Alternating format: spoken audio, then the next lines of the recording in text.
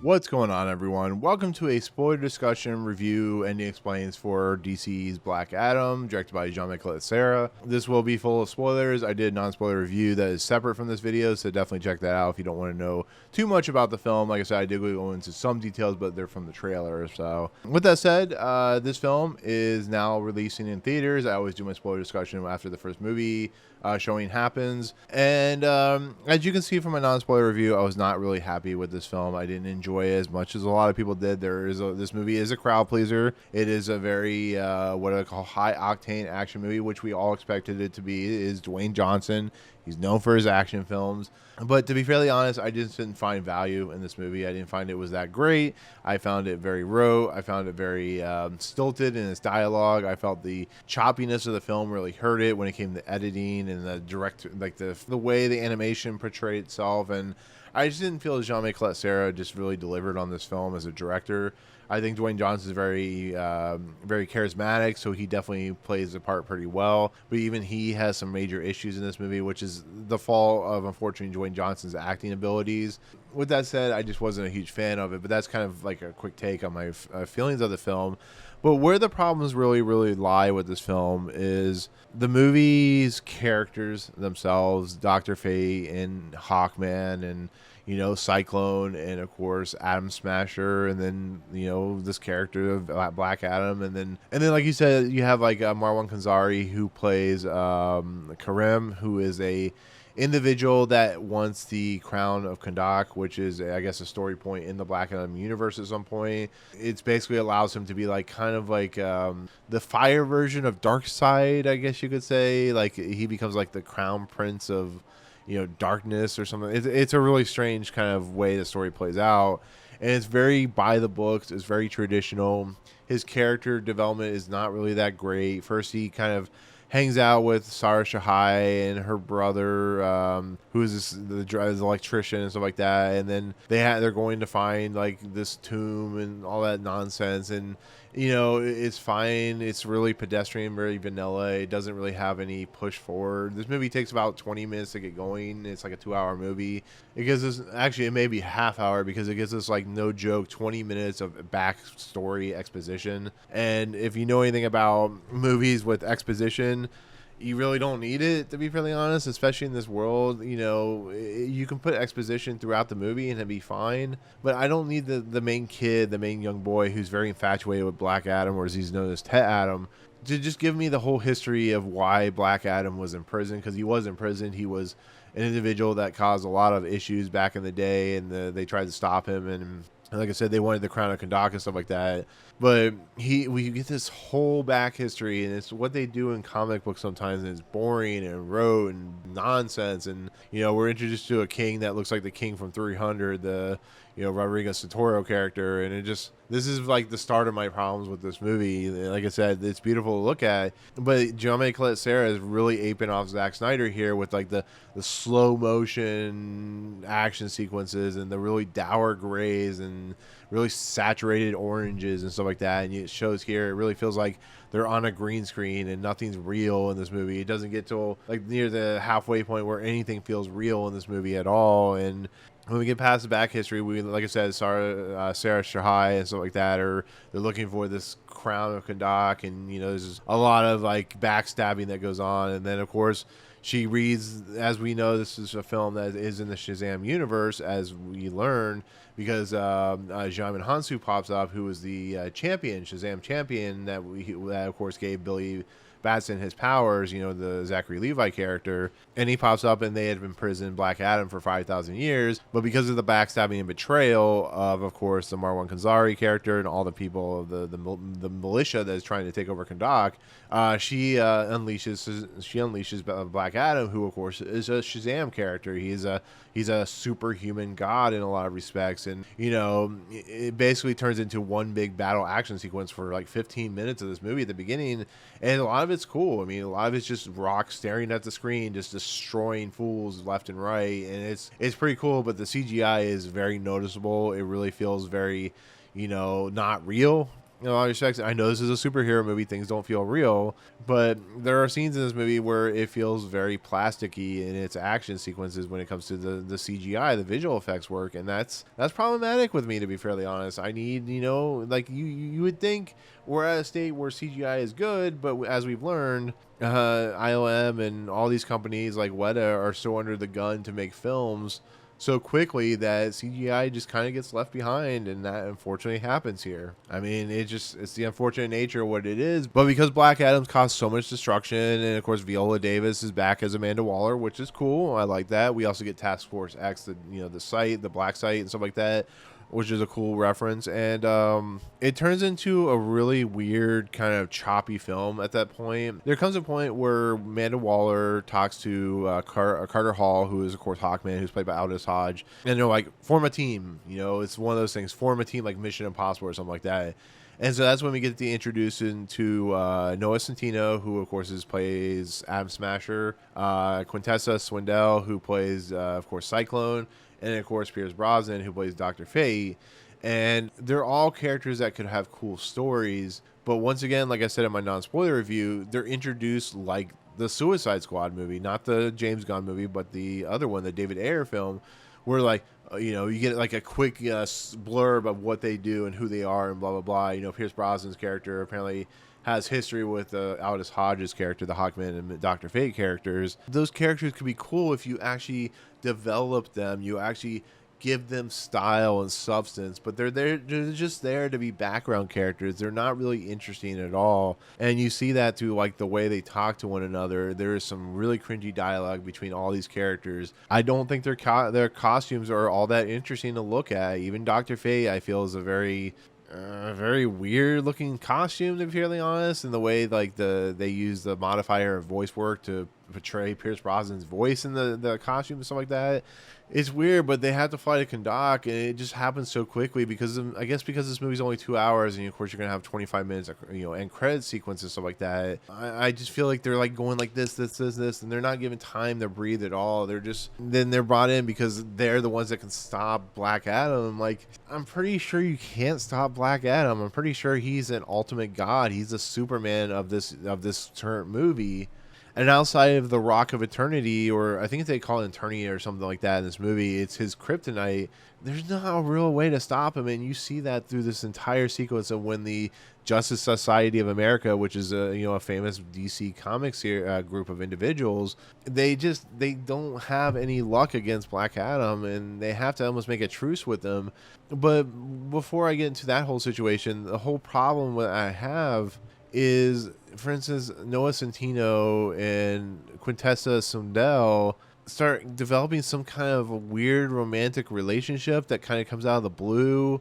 I know Atom Smasher, he has to eat a lot to keep his metabolism up, but he never really gets a full developed character. He just is a running joke throughout the movie because he's so wet behind the ears. Henry Winkler plays his kind of grandfather, so he's taken over the role of Atom Smasher. I think Quintessa Swindell gets like no development in this movie. She just kind of spins around sometimes in this movie, and she's supposed to be smart, but they never use the smartness for anything in this movie. You see that in just the scenes they portray, because they're mostly in the ship for most of the movie, and it just like, how do you have these characters and they're so one note? Even Pierce Brosnan just kind of sits there half the time, just looking like he's bored through the whole entire movie. You watch it, like for instance, when Hawkman and Black Adam have a fight together in the movie, like it happens like right after everything's gone down. Pierce Brosnan's just sitting there watching commentating like a wrestling announcer or something like that.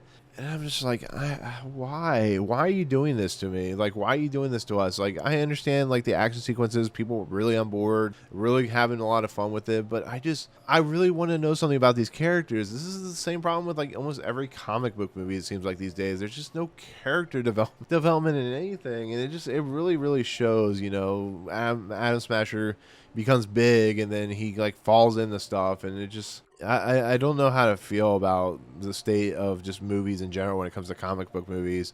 And like I said, when Black Adam kind of tells this history about how his son was actually the champion, and that stuff's like really cool to hear about, because it gives Black Adam some kind of dimension, because he has had no dimension through this entire film. Like when he wakes up after being hit with the Rock of Eternia, the Eternia stuff, and he's in the room talking to the kid, it's interesting, but his dialogue is so stilted. Like when he like walks through the walls and stuff like that, breaking down the walls of this apartment, it's funny and entertaining, and I enjoy it, but I don't know. I don't know if it's just me, or I feel like The Rock is just not very good at an actor. I don't know, but it basically leads to the kid getting kidnapped by Karim, the kid getting kidnapped by Marwan Kenzari's character. Of course, Black Adam decides he's going to give himself up because he feels that he is not the champion, that his son was the champion, and the son gave him the ability to become Black Adam. I feel, so he goes to Task Force X's black site. It's weird because a lot of this stuff is happening so quickly, and it's not given any subtext or context. It's almost feeling like you have to know these things, which I don't feel land. And I think the main problem with this movie is going to be that people aren't going to, they're going to look past all this, and they're just going to enjoy the ride, which I guess if that's what you want, that's fine. And maybe this movie is a little bit better than, say, like Doctor Strange or Thor Love and Thunder, but I just don't believe that. And of course, you have to have your moment where the good guys are trying to go up against the Marwan Kenzari character and trying to take him down, and now he has the crown and he wears it and he becomes the demon spawn of Kanakas, or whatever you want to call him.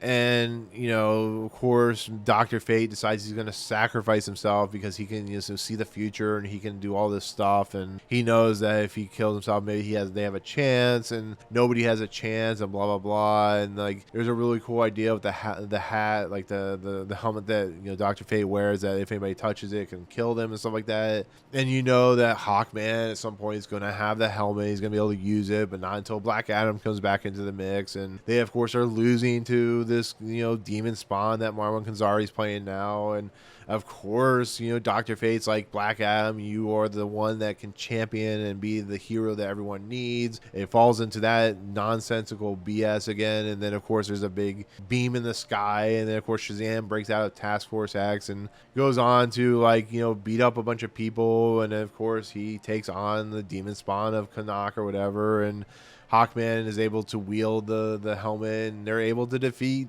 the Marwan Kenzari's character and rip him in half. And once again, this movie is very violent, so they rip him in half. That's the end of the movie. Black Adam basically is the the anti-hero / hero of Kanak, but he's still a character that could have some problematic things when it comes to being very not like a very middle ground character, not one side or the other, not very black and white character and stuff like that. Very gray character. And there are parts in this movie where he's just killing dudes left and right, and Hawkman's trying to tell him, you can't be doing that, we need to talk to these people. And it's made for laughs, the idea of Black Adam trying to find his superhero slogan or his thing, his calling that he says when he is the winner and stuff like that. It feels like that Black Adam's character, to be fairly honest, is so OP'd in this movie that every other character suffers because of it, and it really shows, because unfortunately, Black Adam has the most development in this movie, and nobody else does. Not even any of the characters, not even the villain. Nobody has any development in this movie. And then, of course, it leads to the Fantastic Four problem, where they're like, oh, Adam, the champion of Kanak and stuff like that. He's like, no, I don't think I want to be called that. And he destroys the throne. He's like, so what do you want to be called? And cuts to black. It goes Black Adam, and that's the end of the movie. And I was like, okay, whatever. Just give me the mid-credit sequence that we all know is happening, and we'll be done with this nonsense. But yeah, as you've seen probably on YouTube and know by now, the mid-credit sequences, Black Adam talking to Amanda Waller. She says, be careful, watch your step. Black Adam's like, bring on the the superheroes that can take me down. I'll take them down in force. And that's when we get Henry Cavill's character of Superman finally appearing after, what is it, 7, 9, 10,000 years or whatever it's been since he's last been in a movie. And I will admit, having Henry Cavill come back as Superman is nice.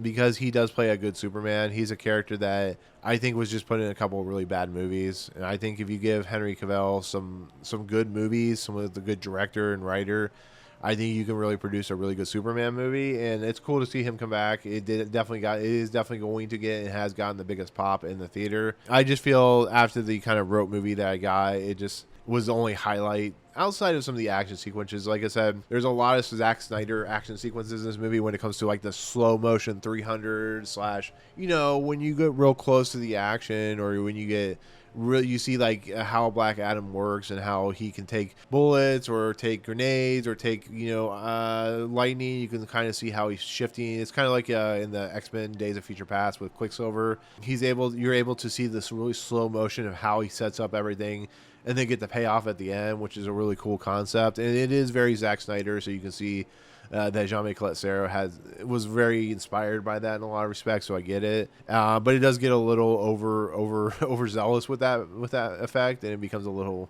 boring after a while, and that's a lot of this problems with this movie too. You know, with that said, I think in the end this movie has a very paint by numbers approach to it. It is very, you see every moment and every inch kind of running through this movie and how it works, and it doesn't do anything new or inventive. It just continues another superhero movie that just lands right in the middle of all the other superhero movies, and it should not have been that way. It should have been a movie because Dwayne "The Rock" Johnson has been working on it for so long that should have been something truly special, and I just don't feel it was. So, but yeah, that's kind of where I land when it comes to Black Adam. I just, you know, like I said, it's a crowd pleaser, so it'll do very well. It'll make a lot of money. It's going to make $300 to $400 million most likely just in the States. So, with that said, just go in knowing you'll probably really enjoy it. If you can look past the problematic character development storytelling, I think you'll enjoy it. So, with that said, that's going to do it. That's going to be where I land on the spoiler discussion for Black Adam, which is now in theaters. It is definitely better than a lot of the Marvel properties, so I have to give it that at least. So, anyways, with that said, thank you so much for watching. Comments below. What do you think of the movie overall? What do you think of like the overall arc of the story? It is a spoiler discussion, so have at it. Tell me what you think overall. But with that said, thank you so much. If you like what you see on this channel, hit the subscribe button to join Movie Emporium. Hit that notification bell at top to find what's coming next. If you like this video, awesome. Hit that like button, and as always, we'll see you guys in the next video. Peace out.